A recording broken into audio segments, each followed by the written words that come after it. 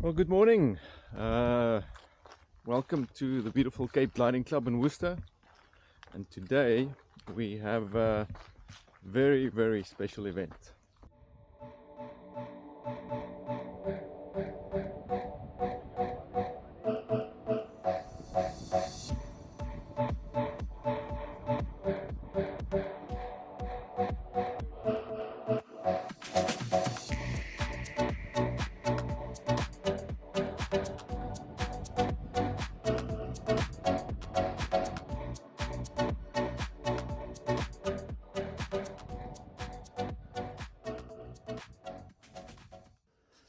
Sure, my interest in old things probably began when I was a child. My dad had an MG and I had an old BMW. I had old motorbikes, and then later on with gliding, I started with K7s and K6s and K8s. So my love for wood and fabric has sort of always been there. And then, well, I heard about the T21 standing in lying in Uitenhage. And then it took me 6 years to convince them that I actually wanted one. And eventually, yep, I got it. I think I bit off quite a bit more than I sometimes thought I could chew.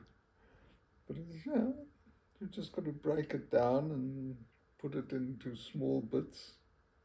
But it's always been a dream to sort of restore an old thing back. Oh, Juliana always laughs at me when I see broken things. I just want to fix them. So it was great getting the T21. It's been a long process, but I've enjoyed the whole trip. It's been, and certainly today's flight has made it all worthwhile, even if it was a long time coming. But so often the journey is worth more than the destination. So it's been a rewarding journey as well, and Juliana's been incredible. Yeah, I couldn't have asked for a better partner in life. I'm so nervous, I feel I'm going to hide in the hangar, but I would be so curious. I'm probably just going to open the door a little bit and peek out just to see what's happening. But actually, I don't want to know. I've still got the video when we went to fetch it in Uitenhage. And they take it out of the hangar with a crane and put it on the trailer for transport here. To drive 2 times. Two times. How long did it take Wally to fix it? Oh, 6, 7 years. But in the beginning we worked only weekends because we were still working full time. So yeah, 6, 7 years. 6 jaar. 6 jaar. Dis 'n lang tyd. Ek het hom gekry in 2017. So is 'n bietjie meer, maar ek het nie voltyds gewerk aan dit. Ja. It's been quite a journey. And what condition was it when you got it?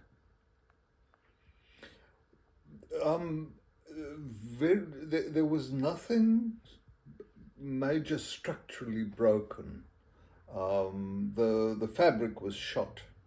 Some of it had already been stripped. It looked like rubbish, but broken, a few small ribs here and there. The cables were rusted and everything was dirty and gungy and the paint was in bad condition. But structurally, there was nothing wrong with it. Wing pins had to be made, things like that, but it wasn't broken. So it wasn't highly skilled technical work to get it flying again. It was basic work, careful work, bit of wood and glue and clamping and things like that. It probably took more patience than skill. Technically, very little. I think the biggest challenge was just getting my mind around it and saying, okay, I'm going to do this. I'm going to continue. I mean, there are always times where you feel, is it all going to be worth it?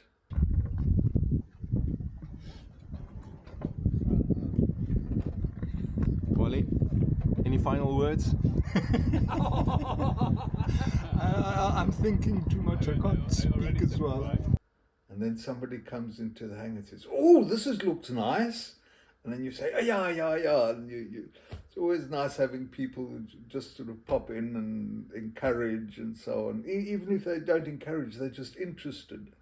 And it kind of gets one going again. So I think the biggest challenge was the psychological challenge of continuing rather than a technical challenge on the repair and restoration. But maybe the fabric recovering, because that was something that I hadn't done on that scale before. The odd gluing and clamping and so on, that's something one does. But the pulling on the new fabric and the stitching, because the wing has been stitched all the way through, and Juliana stood on one side of the wing and I stood on the other side. We poked that needle that John made for me all the way through.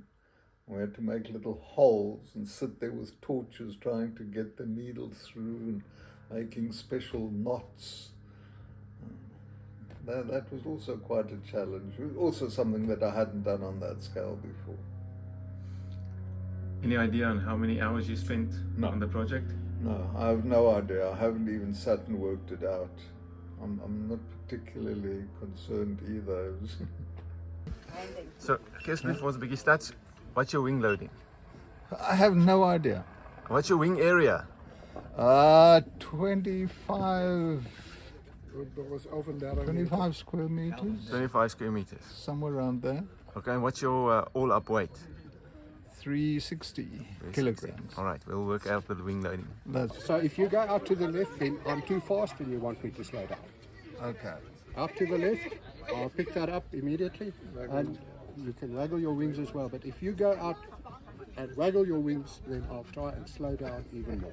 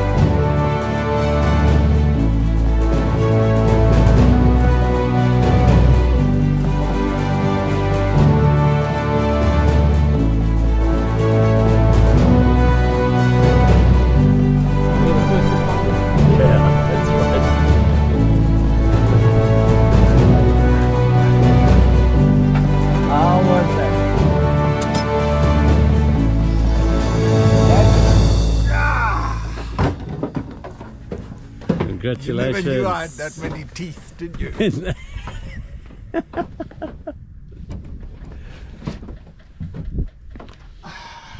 Congratulations. Well done. Thank you, Kevin. Wonderful, man. Gee, live stream, eh? Did you manage the live stream? No, it kept on disconnecting. okay. We did a little bit, but I said it's a live stream. Well done.